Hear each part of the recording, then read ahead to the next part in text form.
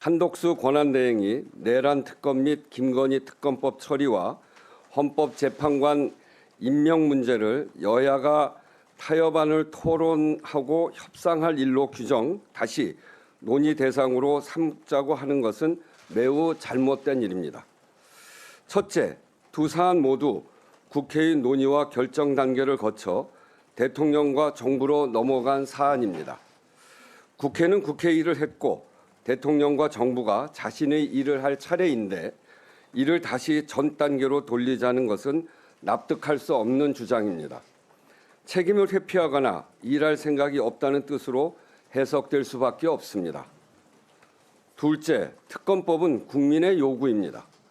역대 어느 대통령도 자신의 가족과 측근의 비위에 대한 수사를 거부하지 않았습니다. 그러나 윤석열 대통령은 거듭 거부권을 행사했고 이에 대한 국민의 비판과 분노가 매우 컸습니다. 국회는 이러한 국민의 요구를 수용하는 동시에 대통령이 거부권 행사로 해친 공공성을 입법 조치를 통해 확보하고자 특검 법안을 통과시킨 것입니다. 내란 특검법도 마찬가지입니다. 권력으로부터 독립된 수사를 통해 위헌적 비상계엄의 진상을 규명하고 책임을 묻자는 것이 국민의 요구가 아니라면 무엇이 국민의 요구입니까? 권한대행께서 두 특검법에 문제가 있다고 판단하신다면 다시 논의하자고 할 것이 아니라 제2요구권을 행사해 정식으로 국회로 보내면 될 것입니다.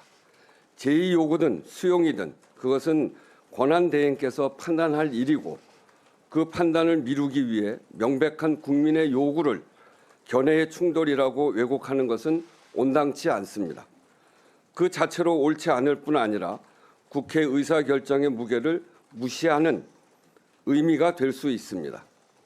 셋째, 국회가 선출한 헌법재판관 임명은 정치 협상의 대상이 아닙니다.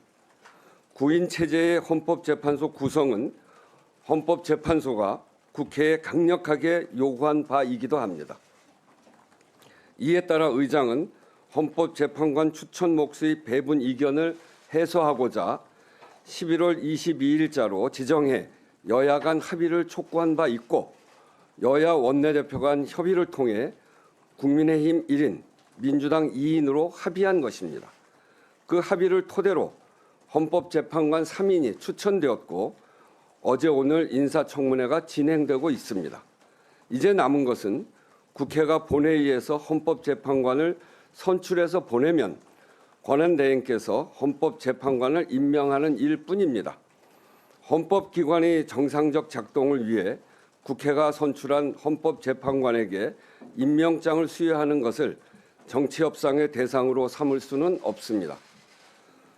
국회는 탄핵심판의 청구인으로서 헌법재판소의 탄핵심판 절차가 차질 없이 진행되도록 충실하게 임할 책임이 있습니다. 권한대행이 마치 국회의 헌법재판관 추천에 여야 합의가 없었던 것처럼 상황을 왜곡하는 것은 국회의 책임과 역할을 방해하는 것으로 비춰질 수 있음을 유념하시기 바랍니다.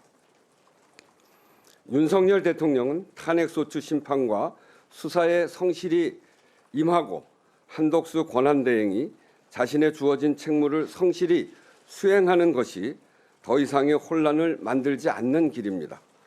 공직자가 헌법과 법률을 준수하고 자신의 책무를 다하지 않을 때 불확실성은 더 커질 수밖에 없습니다. 국회의장은 권한대행께 강력히 요청드립니다. 본분에 맞춰 자신의 의무와 책임을 다해 주십시오. 그것이 권한대행이 말씀하신 긴 공직 생활의 마지막 수임임을 명심하시기 바랍니다.